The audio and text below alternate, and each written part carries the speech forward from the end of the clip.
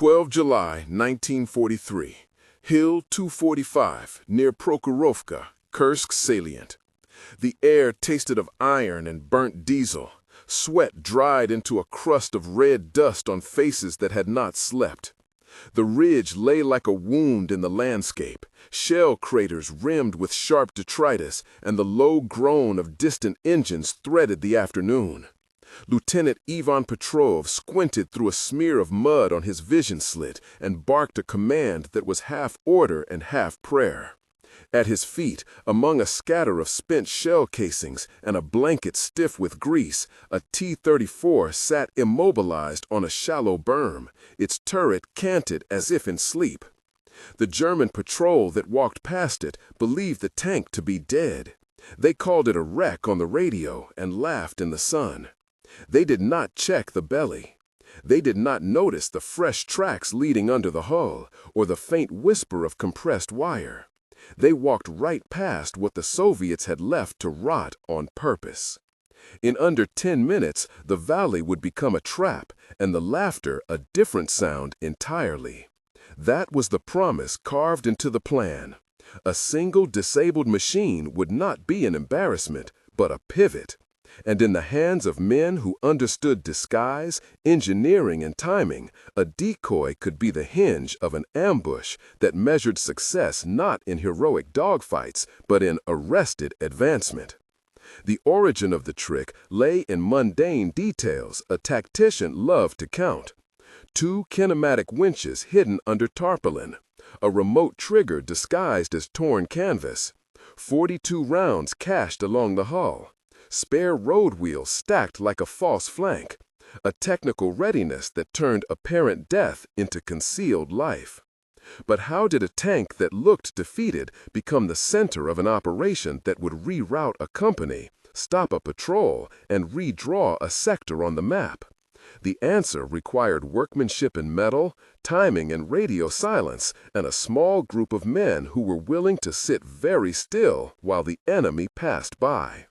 The story that follows will trace how a machine that could be written off as a loss was instead manufactured into advantage, how men trained to hide under expectation, and how the enemy learned, too late, that the dead were sometimes the deadliest actors on the field. Designers and frontline brigadiers rarely spoke the same language, yet the T-34 had been born of both a factory calculation and a soldierly hope. In early 1940, engineers at a tank plant outside Kharkiv sketched a balance between sloped armor and a reliable V2 diesel engine. The concept was simple and brutal. A chassis that combined 75mm nominal plating on the turret face with sloping hull surfaces to multiply effective thickness, a medium weight that allowed mobility across the Russian steppe, and a 76.2mm gun that could engage most German targets at expected ranges. Early prototypes rolled out with an austere craftsmanship, weld seams visible, and a makeshift periscope glass that fogged in frost. Factory foremen like Anatoly Sidorov argued for standardized parts to speed production. Field officers like Major Sokolov wanted more radios and better cupolas for observation. The initial philosophy favored survivability over finesse, mass rather than specialized complexity. That meant the design could be adapted on the fly. The first production runs came with wide tracks for mud, a simple torsion bar suspension that could be repaired with local workshops, and a roomy hull that allowed crews to carry extra fuel and ammunition. The reaction in the early months of service was mixed. Commanders praised the machine for its resilience after artillery strikes. Mechanics swore at its gearbox. Officers noted how the sloped armor performed like a calculator, turning hits into glancing blows. Critics labeled it crude. Advocates called it honest. From those honest bones came the lesson most relevant to an ambush. A tank that looked expendable could survive a beating most other vehicles would not. The prototype that had been abandoned at Hill 245 was not without intention. Its immobilization had been prepared by Anna Petrovna and a small team of mechanics who feigned damage to the final drive, then removed the obviously vital parts, leaving a convincing tableau of defeat that would invite inspection. It was the marriage of workshop improvisation and tactical imagination that turned a public loss into a closed secret. Training for deception was different from training for gunnery. It required patience, theatrical timing, and men who could control their breaths. Petrov and his crew rehearsed for days with measuring tape and clocks. They practiced holding positions under cold rain, learning how to make a vehicle read on reconnaissance as non-operational. In a practice session, the men spoke softly, counting intervals and checking angles. 2 minutes, and then the flank push, Petrov said. Signal with the third flare only if the Germans change speed, replied Sergeant Mikolov. If they get suspicious, we pull the decoy battery, said Koslov, the radio operator. You trust the wiring? Petrov asked. I wired it, said Anna Petrovna, without smiling. Do not say it twice, Mikolov muttered, wiping grease into his sleeve. Remember the meeting with Major Sokolov, Koslov added. He wanted a show, not a massacre. Show then, Petrov said. We will show them. The rehearsal scenes included tests for smell and sound. The men learned to imitate the acrid copper of hot metal when a tank was actually cold, to scatter dust as if from a recent track jam, and to place false oil stains that smelled faintly of machine grease mixed with an inert solvent. They even practiced the silence of inactivity, how to make a tank seem lifeless to the scent-trained noses of front-line scouts. Alongside those small rituals were larger costs. Several early attempts failed when communication lines were cut, and a recovery crew had to abandon both true and false salvage. The unit had lost 1 tank in those tests and 2 drivers to shrapnel in a live field exercise. Losses taught method. The initial casualties for the deception program hardened men and reshaped tactics. It was one thing to plan an ambush. It was another to build a realistic corpse that an enemy would approach without caution. The first time the tactic met reality, it almost failed. The German reconnaissance group that approached Hill 245 had air support in the form of a single Stuka escort and 2 FW-190s that made low passes, their turbo superchargers whining and the scent of aviation fuel sharp on the wind. Captain Bauer, the German leader, felt the field was safe. He radioed up a report to Oberleutnant Richter. 1 knocked out on the berm. We will tow and salvage. Richter replied with a tone of casual reassurance. Leave a team to guard. We are clear. Bauer and his men dismounted and approached, boots crunching, rifles loose. Petrov watched through his slit, counting heartbeats. The ambush required a precise sequence of triggers and replies, and the crew exchanged 8 short communications in the space of a minute. Now, Petrov mouthed. Ready, Kozlov answered. Flare? Anna Petrovna whispered. Not yet, Mikolov said. They are within 30 meters. Hold, Petrov said again. The Germans probed the hull, tapped the tracks, and joked about a victory that would feed their mess. It looks like a relic, Bauer said aloud. No point in wasting time. We cannot waste them, Petrov thought. Wait for the wingman signal. The crew held like a trap sprung but untripped. When Bauer bent to inspect the belly, a wire snapped and an explosive charge set a small smoke generator, while 2 concealed crewmen used a shoulder-fired Molotov and a 45mm anti-tank rifle preserved for the moment. The sequence of sounds and smells that followed was engineered. The crack of a brittle fuse, the sudden sulfur tang, the wet thump of a body hitting tarpaulin, and then, as chaos erupted, the distinct metallic ring of a tank turret traversing, and the booming report of the main gun. The Germans had misread a tableau of death as a logistical nuisance. The ambush unfolded on that misreading. The legend that grew from that firefight became a pivot for doctrine in the sector. Word spread through brigades about a dead T-34 that had killed more than 2 squads and captured sensitive signals equipment. In the days that followed, senior officers argued about attribution. Major Sokolov reported formally on the improvisation and recommended wider use of mock casualties for delaying actions. Critics worried about the cost of leaving an actual tank to be lost rather than recovered. The truth lay in a balance of metrics.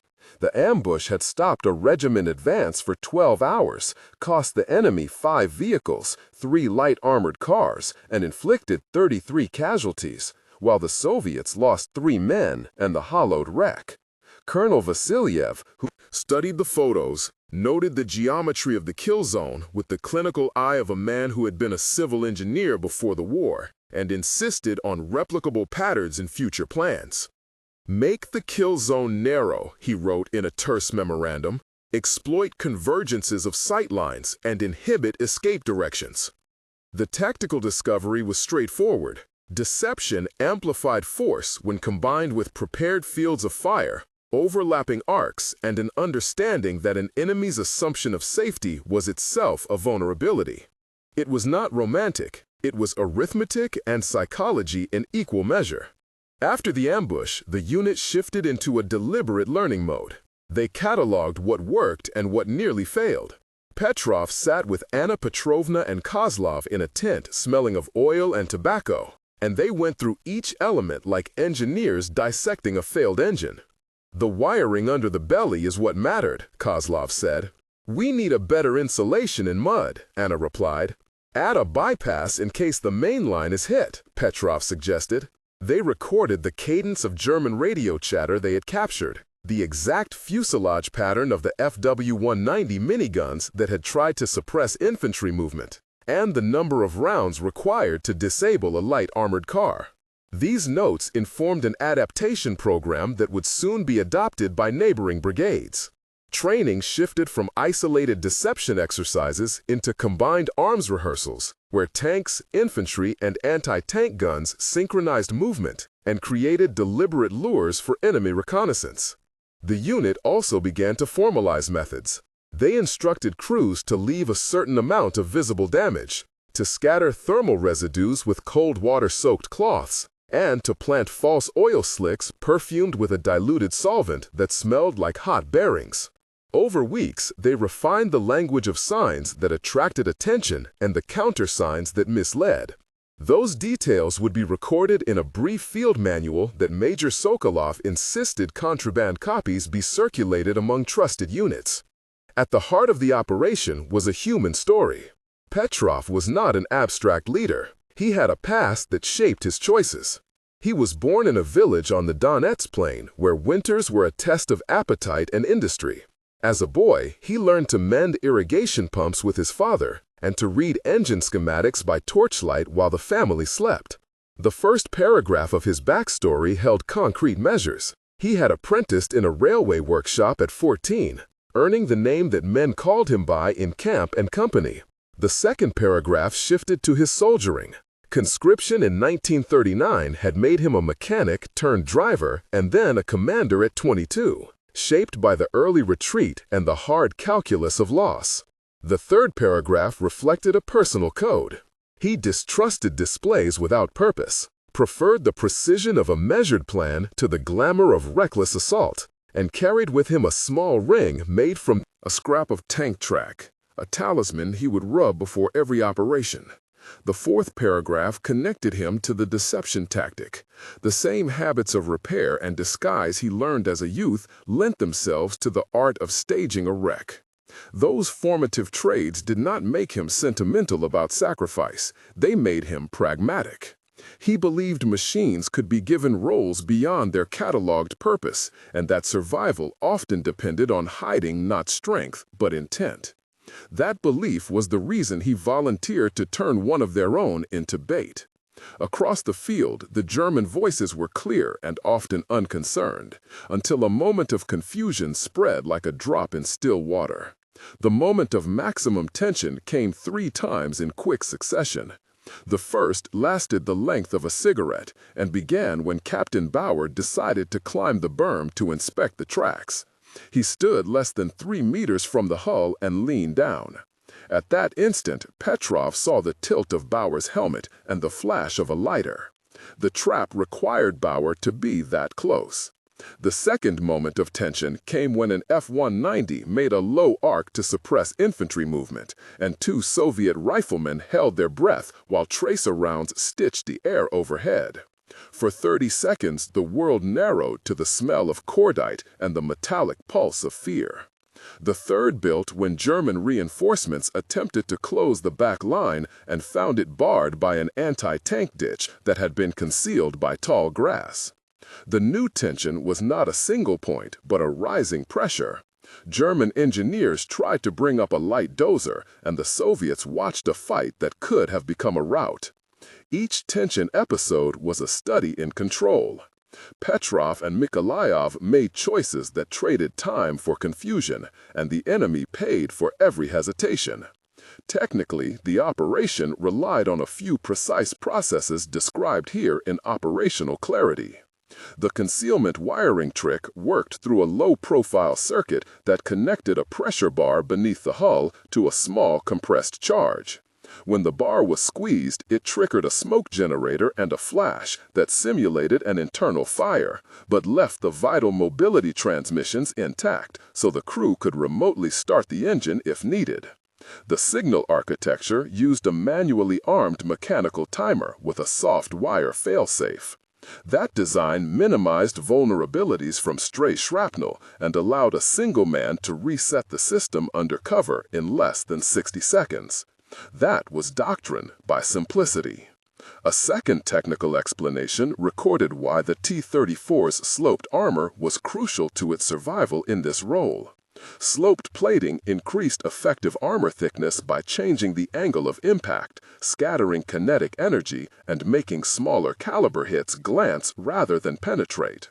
In the scenario at Hill 245, even damaged plates could deflect rounds aimed at the turret ring, buying time. For the crew, a third technical note clarified logistics. The production line had produced spare road wheels in such numbers that the unit could leave a wheel cluster as a convincing sign of abandonment, while the factory spare parts pool kept enough transmissions to recondition a vehicle within a week if recovery was possible. Those logistical margins had strategic value. The ambush yielded more than killed men in smoking vehicles. It produced a cascade of tactical innovations that found their way into manuals and production orders. Within weeks, the divisional headquarters circulated a directive recommending the deliberate use of mock casualties to delay advances and to protect withdrawal corridors. Engineers at a repair depot redesigned spare parts packaging to include brightly painted but inert components intended for deceptive placement. Production lines in Gorky and Chelyabinsk began to set aside small kits that could be fitted to wrecks to give them the right smell and visible wear for the deception role. The enemy took notes too. German intelligence reports began to mention the risk of staged wrecks and ordered patrols to alter standard approach distances to immobilized vehicles. That change of tactics increased German caution, but also slowed their tempo and made transport and salvage more expensive. The strategic consequence was measurable. Brigades that adopted deception as a tool saw delays in enemy movement of up to half a day for each successful rendering of a false carcass. That delay translated into fewer encounters under favorable circumstances and allowed Soviet formations to move supplies and reposition with a higher chance of success. There were costs. A tank left to act as a lure could not be easily recovered. Sometimes a unit deliberately relinquished a machine for the tactic to succeed. That meant production numbers mattered.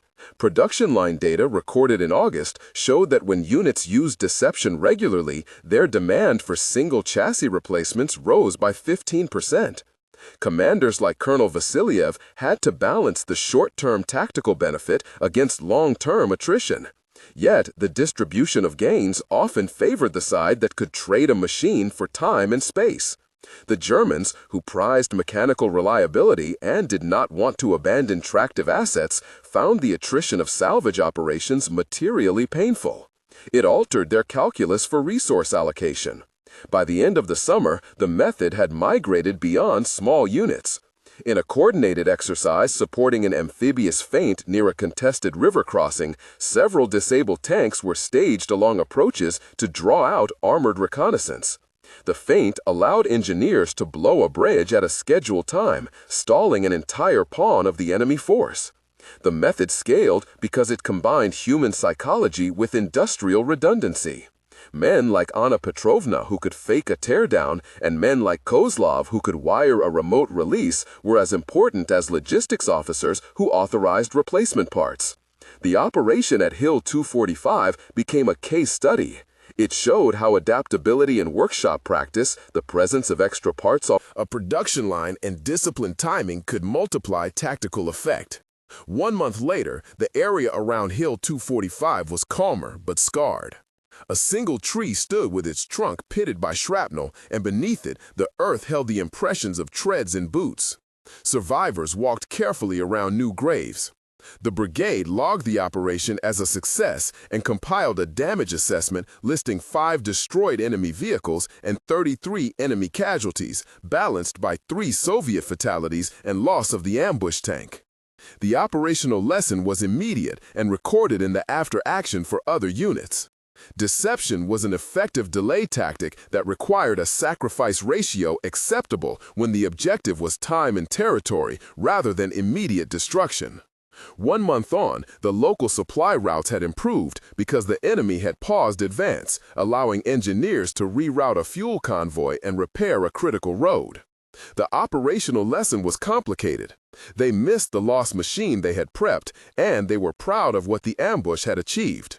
3 months later, the memory of the ambush had spread beyond the brigade. Regional command disseminated formal guidance incorporating deception modules into standard training for reconnaissance units. Production offices allocated a small quota of inert parts kits in the next monthly run of chassis components. The enemy responded by changing their approach doctrine, instructing patrols to always maintain a longer standoff distance and to use heavier probe charges before approaching wrecks.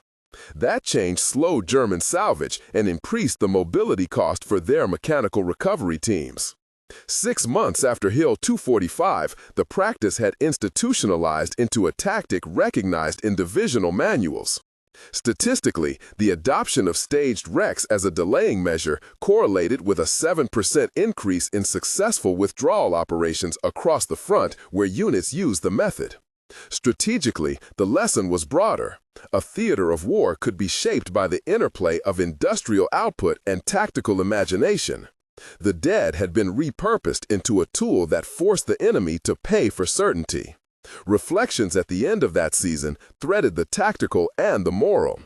Critics said the tactic blurred lines between legitimate deception and entrapment that endangered non-combatants in inhabited areas, and some officers worried about the erosion of norms of engagement. Proponents argued that every war required creative uses of limited resources and that deception had precedent in naval and partisan warfare. What could not be disputed was practical. A company of men had taken an apparent loss and converted it into a strategic pause that changed timetables and cost the enemy materially. The enemy's later admission in a captured intelligence summary acknowledged the change in approach and validated the tactic without naming its originators. In a report, a German engineer observed that their patrols had been too confident and had failed to account for human artifice and industrial redundancy. He wrote, plainly and grudgingly, that simple visibility did not equal operational reality. If this story leaves a question in the mind of the viewer that should be, what other apparent failures on the battlefield might be repurposed as instruments of advantage? Whether it is a tank, a supply wagon, or a radio that plays dead, the intersection of workshop skill, tactical timing, and a production ecosystem can turn scarcity into leverage. The men at Hill 245 taught their neighbors that the visible loss of hardware could sometimes hide a gain in time and in territory. If this account prompted an image or an opinion, pause for a second and tell us in the comments the first word that came to your mind when you heard about a deliberately staged wreck. Was it clever survivor strategy or moral ambiguity? Would you, as a commander, sacrifice a vehicle to save a convoy? Tell us a name of a commander or a film that comes to mind and share a short reference if you know a different account. I will read comments and highlight the most interesting contributions in the next episode. Now, back to the final lessons and the lasting legacy. The operation at Hill 245 did not end at the field. It influenced technicians, logistics, and commanders in the months that followed and left measurable outcomes in production and doctrine. Factories adjusted inventory lists. Training schools taught new modules on deception. Commanders learned to weigh a temporary sacrifice against operational tempo. Casualty figures and production adjustments supported the lesson that industry and imagination together could alter the map. The sound of that era was not only of guns, but of workshops tuning their output to strategic ends. The dead tank that hid life became a symbol of how wars were won by decisions small enough to fit into a foreman's notebook and large enough to reroute and advance. If this story resonated with you, consider subscribing for more investigations that blend documents, technical detail, and human choices. Because history is not only a series of battles, it is a ledger of decisions and the resources that made them possible. When industry turns improvisation into doctrine, the sound of metal changes the fate of nations.